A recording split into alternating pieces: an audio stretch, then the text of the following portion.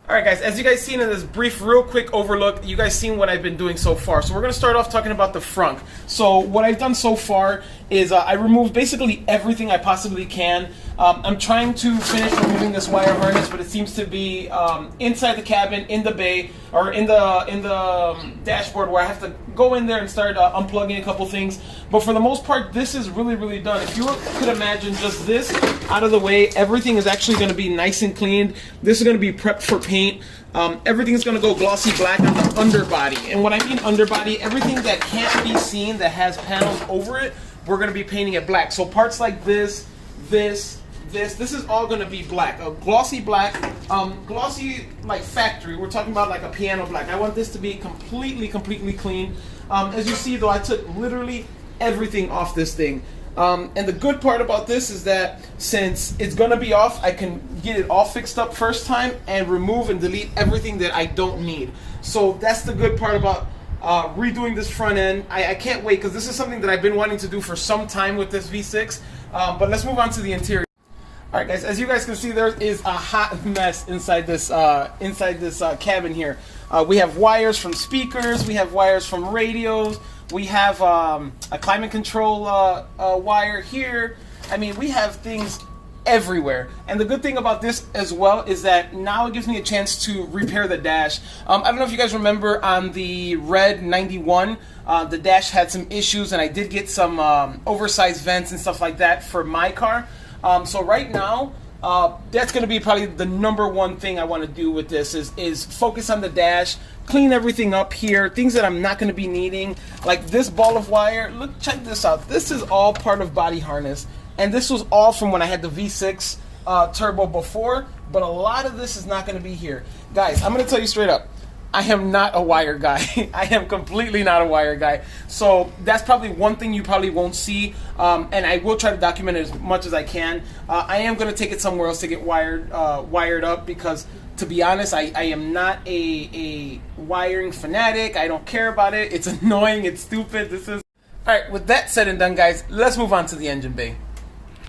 Alright, now we're back here in the engine bay, guys. So check this out. Everything is gone. Even this dreadful fuel tank. The fuel tank is finally gone. It's right here. Finally got it out. It again was a pain for me. It came out a little bit easier this time, but I just hate the process. I think Toyota kind of passed the buck when they came with the design for this fuel tank. But back to this engine bay. Everything that has a yellow dot on it is everything that I am keeping as far as screws or holes or anything like that. Everything else is going to go. This is going to be a completely shaved engine bay, guys. This also is going to be glossy black. We're going to do a piano black for everything. You guys can see everything that usually is needed will not be needed. So I'm going to make it super clean, super slick, super flat as far as the engine bay goes. So then everything can look nice as that Red 91 did. That Red 91 looked amazing when the engine bay was done.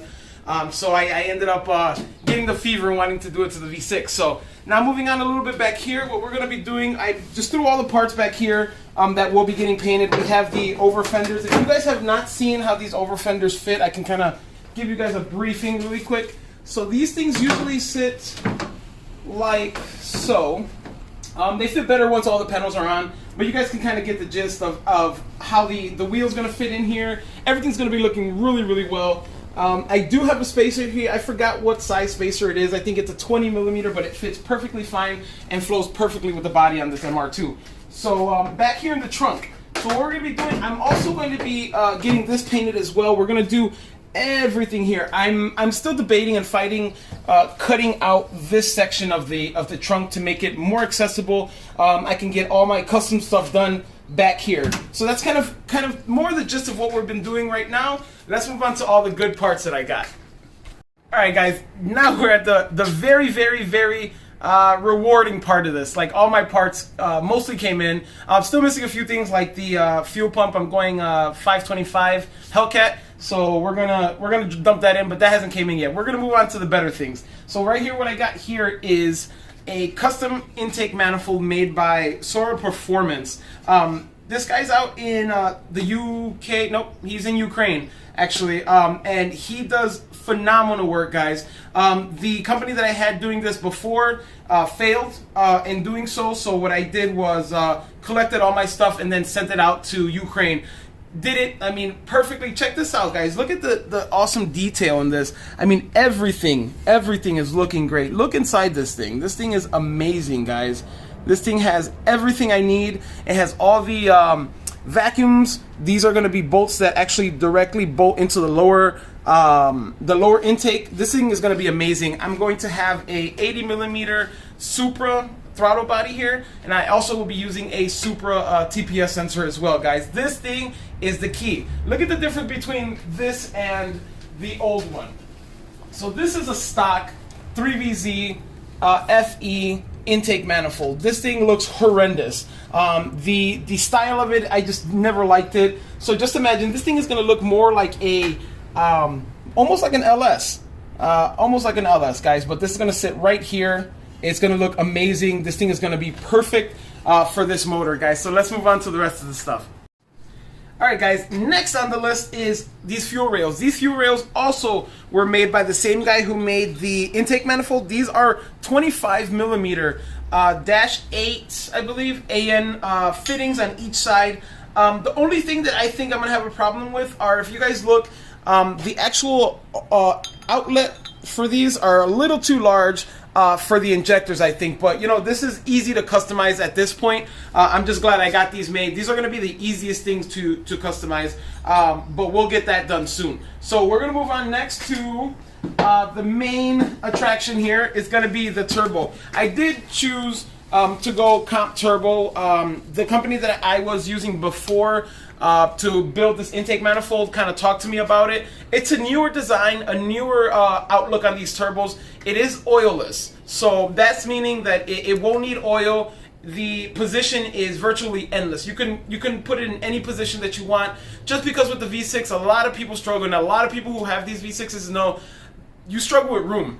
In this engine bay, it looks like it fit perfectly once you have the motor in, but you really don't have any room for anything. So what I want to do is show you guys this turbo. Compared to what I was using before, that was the Precision 5858, I love this turbo. This turbo is still brand new. I used it maybe for one season, got it rebuilt before the season started, and I started having some oil issues and stuff like that, so I put it aside and put it to retirement for now.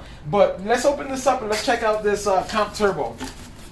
This is probably one of the better things that I look forward to to putting on this motor. Check this thing out, guys. This thing is amazing. Check it out. So the way it works, it's 100% mechanical or 99% mechanical, right? What I was told is that these things run on water.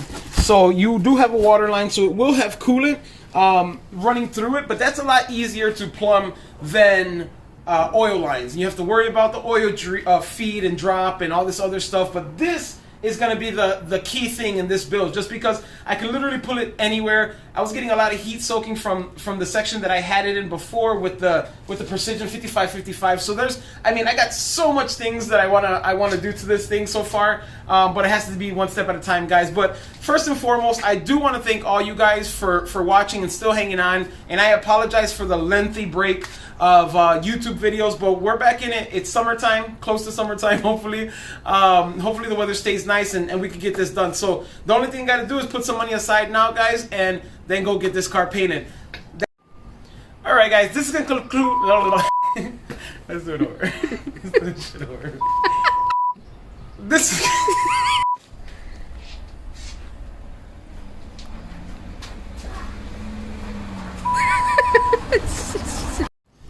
Alright, guys, this is going to conclude today's episode. First and foremost, I do want to thank all my fans, all my subscribers. Thank you for still hanging on. Make sure you like, share, and subscribe this video. I do ask you guys, please comment below, put a thumbs up. Make sure you have your notification bell on so you guys stay updated with all the videos that I do have.